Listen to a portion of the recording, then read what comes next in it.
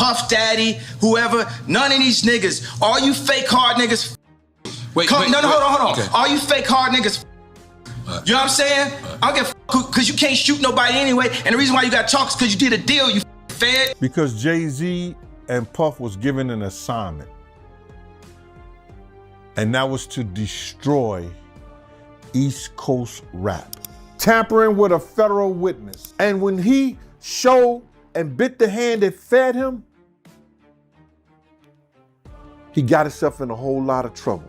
They're not going to find him guilty if it happens before the court. All right, guys, this story begins with a series of explosive claims made by Gene Deal about Diddy and the people surrounding him.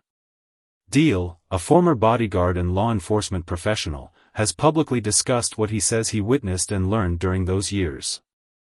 However, many of the allegations circulating online remain disputed or unverified, so they should be treated as claims rather than established facts.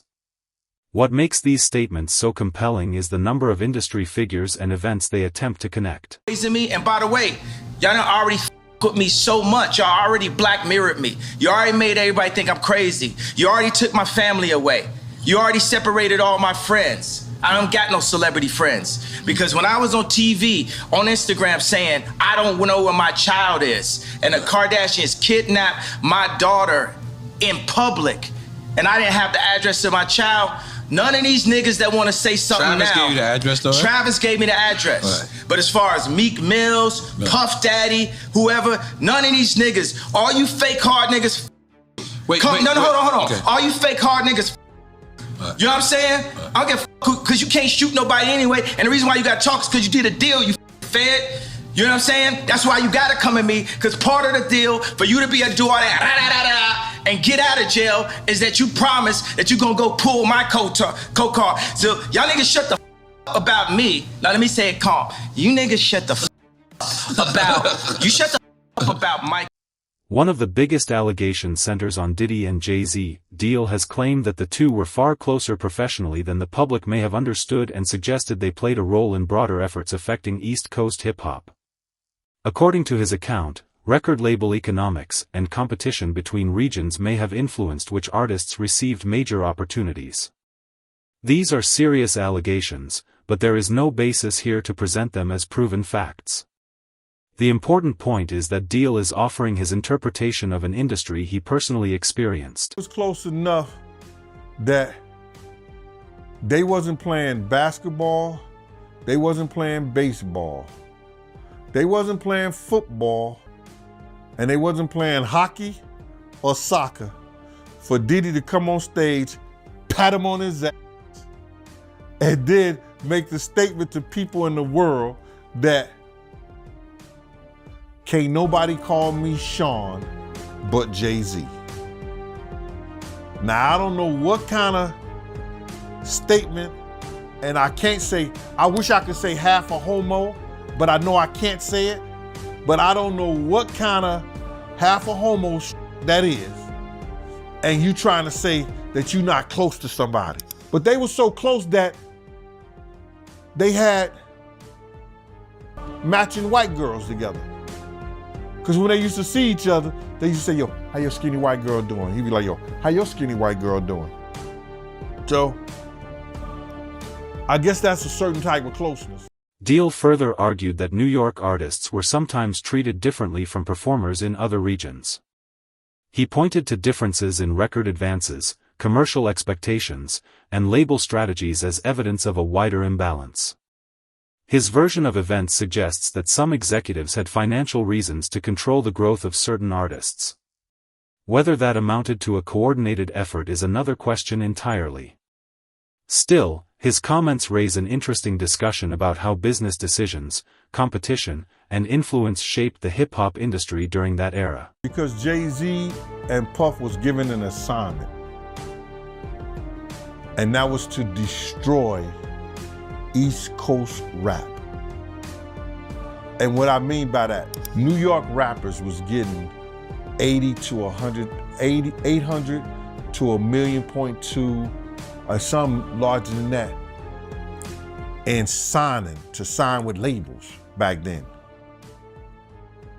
And they was getting a lot of money to make albums and records. When they had guys down south that these labels was paying $250,000, $300,000 on record deals, and these guys was bringing back platinum albums and everything like that. So what they had to do was they had to keep New York rappers down. The discussion then moves toward Pop Smoke, whose rapid rise had turned him into one of the most recognizable young voices associated with New York rap. Deal referenced warnings allegedly given to Pop Smoke shortly before his death and suggested that people within the industry understood how significant his success could become. That does not establish any connection between his death and the individuals mentioned in these allegations. His passing remains a tragic event, while claims about a larger industry connection require credible evidence before they can be treated as fact. They did not want East Coast rappers to get big. They were suppressing all new artists that was coming out of New York. Jay and Diddy was doing that. Jay wouldn't do this and Jay would that because he couldn't let a Cameron blow up. He couldn't let an East Coast rapper like Beanie Siegel blow up. Cause him and Diddy was giving that deal, we gotta keep these East Coast rappers down. Cause down south rappers, Cash Money, No Limit, Ludacris and them, they was taking little money and bringing back more money and making more money for them.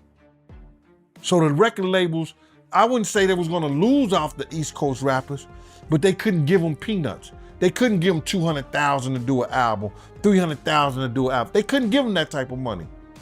They had people like Graf getting $800,000 doing an album and never came out. So they was placed to destroy the East Coast. Deal also discussed Diddy's father and presented a controversial account of his background and relationships within Harlem. His version includes allegations involving criminal activity, informants, and a handwritten statement that he claimed was connected to law enforcement. These claims are difficult to verify from the material presented, so they should be viewed as Deal's recollection rather than confirmed history. What stands out is how these stories are being used to provide additional context about the environment surrounding Diddy's early life and the people connected to his family. Somebody they was about to bring East Coast rap back, and there's nothing they could do about it, and this kid was finna put East Coast on the map just like Big did. And this is after 50. And that was Papa Smoke. Pop Smoke. 2 weeks before Pop Smoke died, K. Slay, who heard this from the industry, that no that happens in the industry, set Pop Smoke and his people down and gave them a jewel. He said, y'all gonna have to protect him with his life, with y'all life. Y'all gonna have to protect him with y'all life.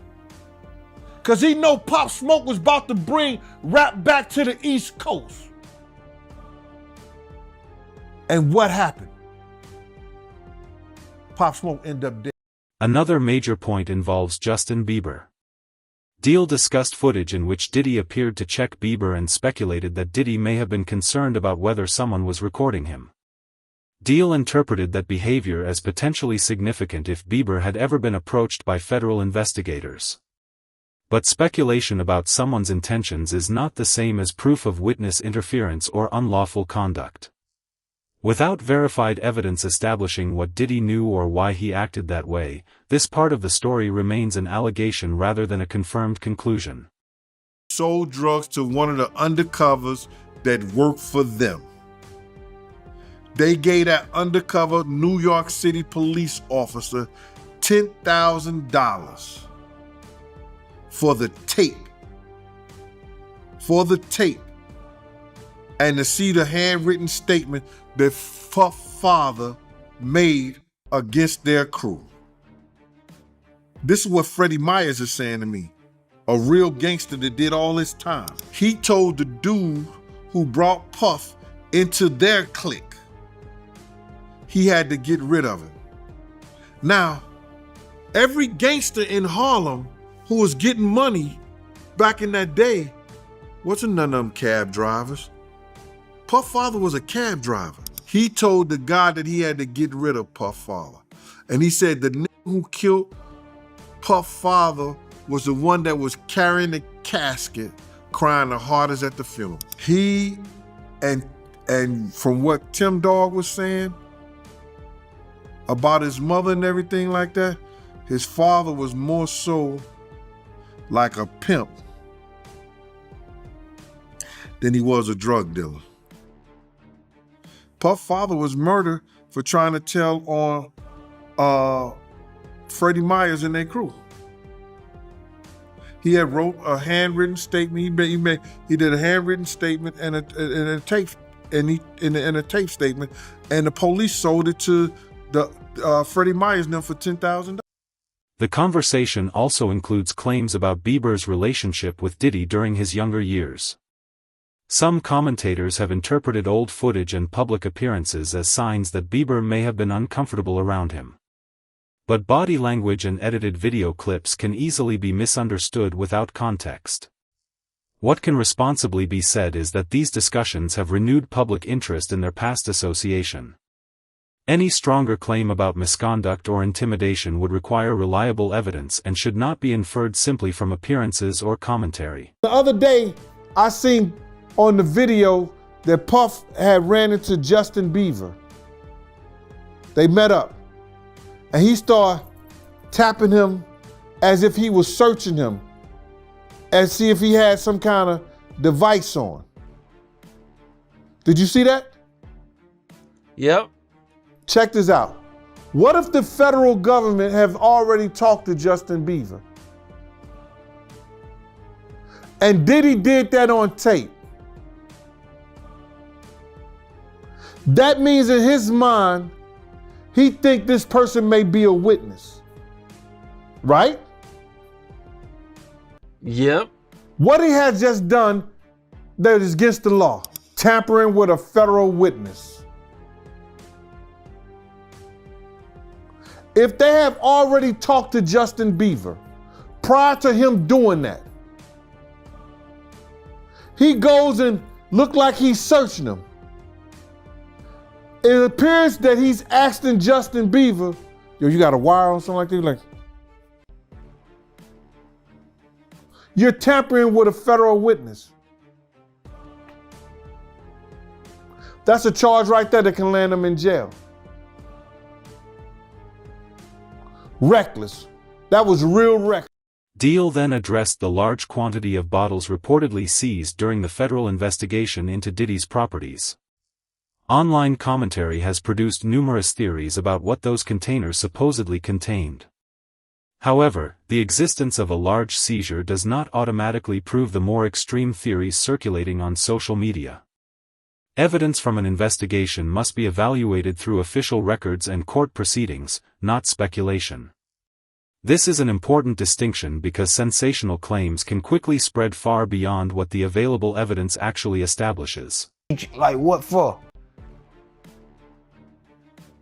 I want to know what Justin Bieber, I want to know. Justin Bieber, look at his life change. His man life, that man is terrified of Puffy. I seen the video, I'm in the streets, dog. Like people know, you know fear, dog. Me like, what happened to your number? He like, oh, man, I lost it. You know fear, man.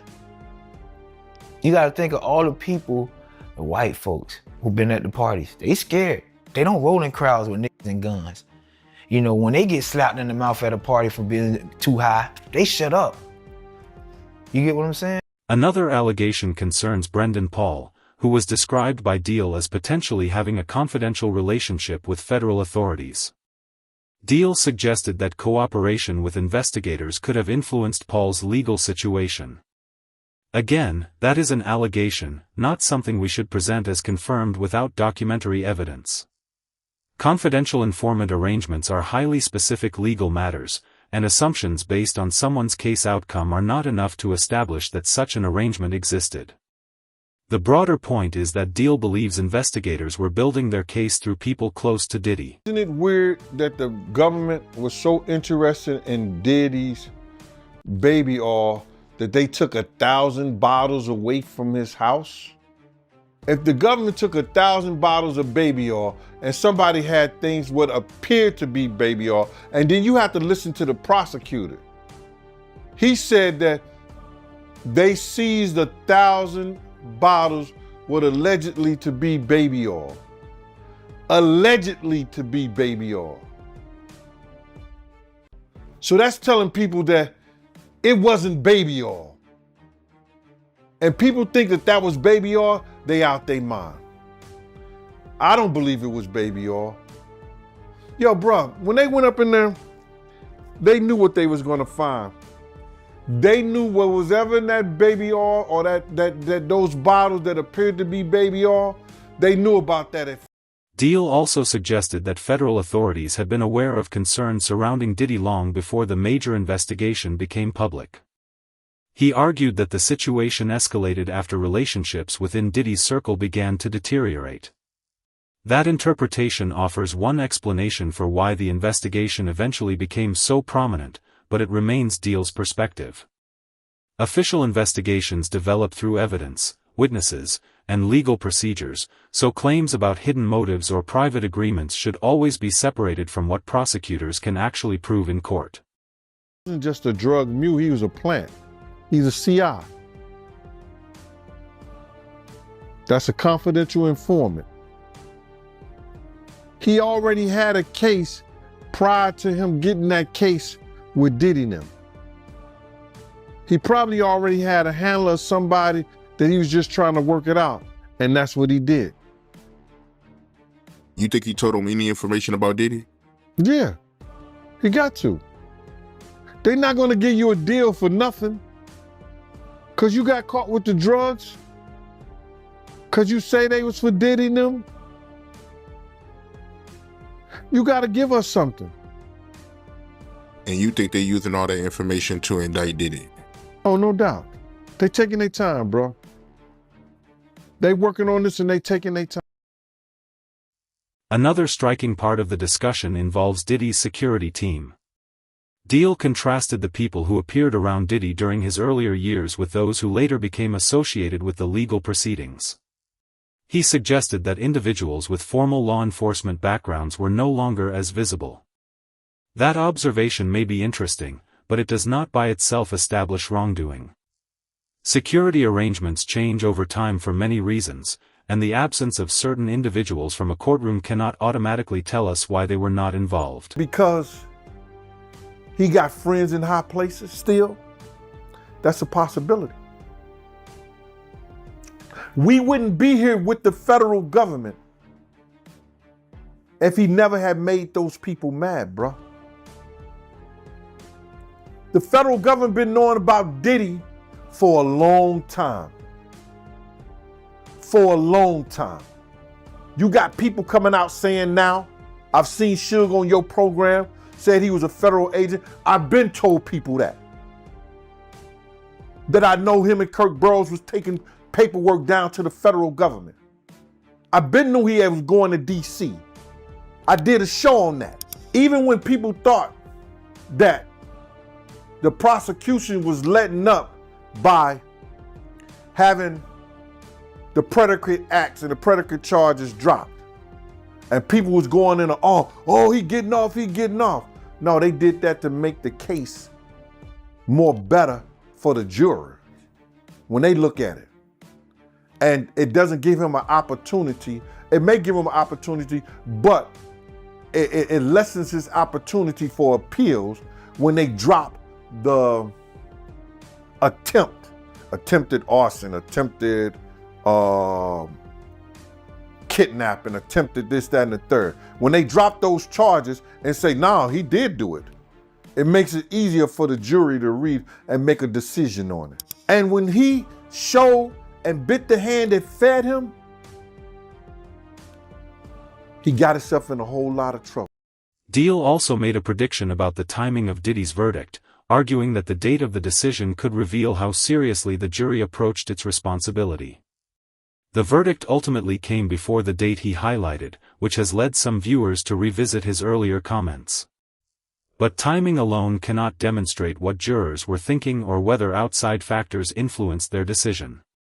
Jury deliberations are private, and conclusions about their motives should be based on official information rather than speculation after the fact. Had a lot of sense. He didn't do his dirt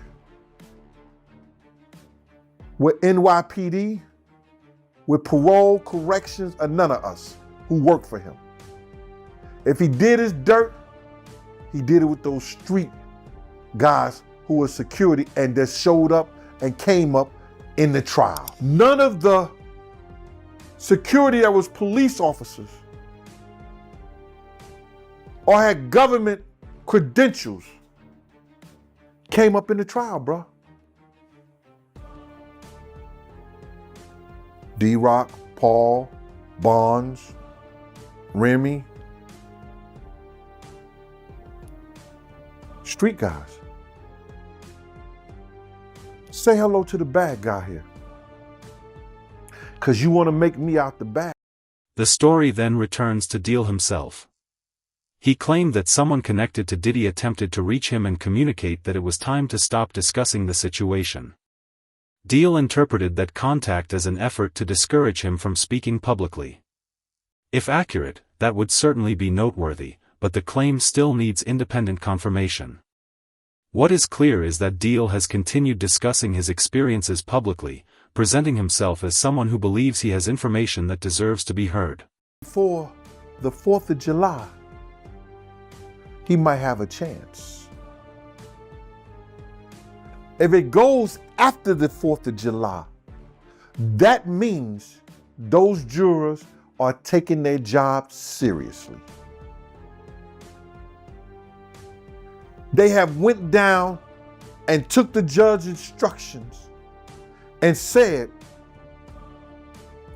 we're not going to let this MF go unless we're sure, unless we're positive. We're not going to put him back on the streets unless we know for sure that we could be safe. They're not going to find him guilty if it happens before the 4th.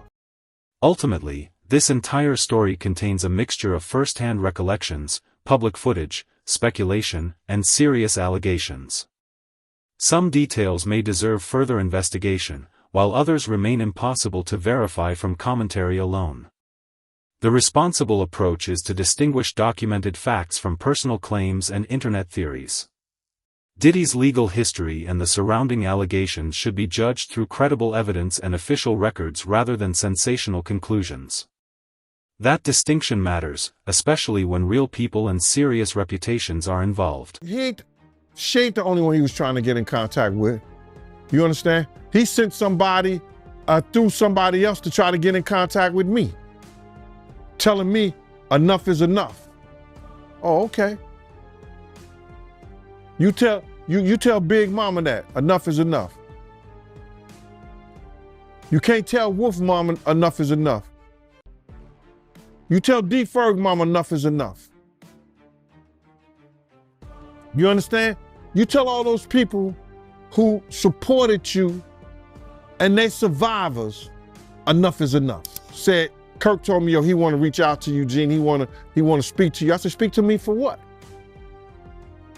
What do you want to speak to me for? If he's trying to speak to me, it's for Puff. Point blank. I know the dude. I know how close he is to Puff. He's been with Puff from day one. So he ain't got nothing to say to me, bro. But Kirk Bro did say to me that the dude said enough is enough. When do it becomes enough? So, after hearing all of these claims, the biggest question is not simply what sounds convincing, but what can actually be proven. Gene Deal has offered a dramatic account of the industry, Diddy's relationships, and the investigation surrounding him, but viewers should separate his allegations from verified facts. As more information becomes available, the public can judge the evidence for themselves. If you found this breakdown informative, make sure to like the video, subscribe to the channel, and stay tuned for the next update.